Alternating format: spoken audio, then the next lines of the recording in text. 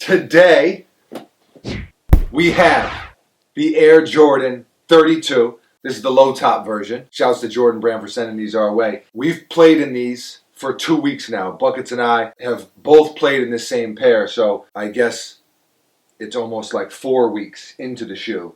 Oh yeah, like man hours. Right, yeah. As far as just actual man hours. Buckets and I have been playing a lot of basketball. For those of you who know and have been following the channel, both of us had knee surgery a while back, and really took us quite a while to get back into the swing of things. But now we're back to the point where we're basically in the gym every single day. These have gotten a lot of wear. I've discussed it before. We're not tech experts, and we're not like these sneaker encyclopedia wizards, and we're just two dudes who have grown up playing basketball and loving sneakers, and we really are just talking from that perspective and from our experiences. So this is just a couple of basketball players talking to other basketball players, whether you're playing on your middle school team, whether you're playing on your high school team, whether you play professionally, whether you're a YMCA noon ball star. Yeah, if you play basketball. If you play basketball, we play basketball. And so we're just going to talk to you from that kind of perspective. So let's talk about these, the pros and cons, how we feel about them after playing in them for 2 weeks. Just in a general sense, Okay. That's where I'm going to start. It's a huge upgrade from the 31. I agree. In fairness, I did not like the 31. It wasn't the worst sneaker ever, but I loved the 29. The 29 to this day is one of the greatest, if not the greatest, basketball sneakers ever made when you're talking strictly performance. I really liked the 30, even though the 30 kind of didn't seem to do well as far as public opinion. And then the 31, people were like really, really into it. And I agree, I really liked the look of them. But performance-wise, just not a shoe that I was a big fan of. And I said that. We're always going to be honest when it comes to these performance reviews. Now let's break it down a little bit more specifically than that. Starting at the bottom. The traction. The traction on the 31 was not good. No. Traction on this sneaker is good. It's very good. And we've played on these on a lot of different surfaces. Inside, outside, sport court. I don't know how many of you know what sport court is, but it's really, really slippery. It's the slipperiest surface that I've played on. Yeah. And these did pretty damn well even on that. Yeah. So traction is a go. Let's talk about the impact protection, the cushioning, which is my biggest emphasis. Impact protection on these, very good. Stupendous. Excellent. It's been excellent since the 28. It's been excellent. Yes, they've tweaked it a little bit. In the front of the shoe, you're sitting right on top of it, and you really can feel it. It's very bouncy. It is very bouncy, but not to the point where kind of a stability issue. If it's like too bouncy, it's kind of like, whoa, it doesn't quite feel right. This is not like that. It's very bouncy, but not to the point where you feel like, hey, I'm up too high in the front here, or I'm up too high. Feel very grounded. Yes, very grounded while still having that bounce, and I absolutely love it. Yeah. I guess maybe we should have started with this, but the fit, I guess I'm going up, and now the fit of the sneaker, I wasn't crazy about on these. There was a little bit of pressure on the heel there, not as bad as the 31 was. To me, they felt a little bit snug, especially through the middle, but I agree with you, I wouldn't size up. And again, with sizing, it's such a personal thing, preference, how you like them to fit, how your foot is shaped.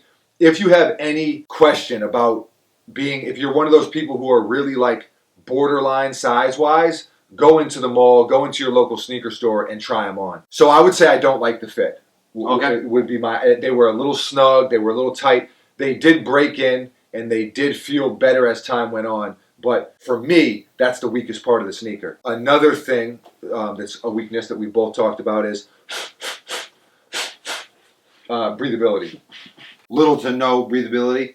But that's every single shoe. I feel like every performance basketball sneaker we ever talk about, there's no breathability. Yeah. It's not a fly knit runner. You know what I mean? It's not like porous holes there. Right, exactly. You have porous, that's funny. You have to have security and stability in a basketball sneaker, and I can't remember the last basketball sneaker I hooped in where I was like, ooh, these are breathable. Let's talk about the upper. The upper is this high tenacity yarn. I like it a lot. For the reason that I was kind of just talking about. It does give you stability and support, but it's not very restrictive at all. It feels locked in, but it's not bulky, it's not heavy, it's not, any of those things that a lot of times are associated with sneakers that have really good support. They then hit you with all the crap that you don't want, and so these are not that. So I really, really like this material for a basketball sneaker. I've said many times I'm not a fan of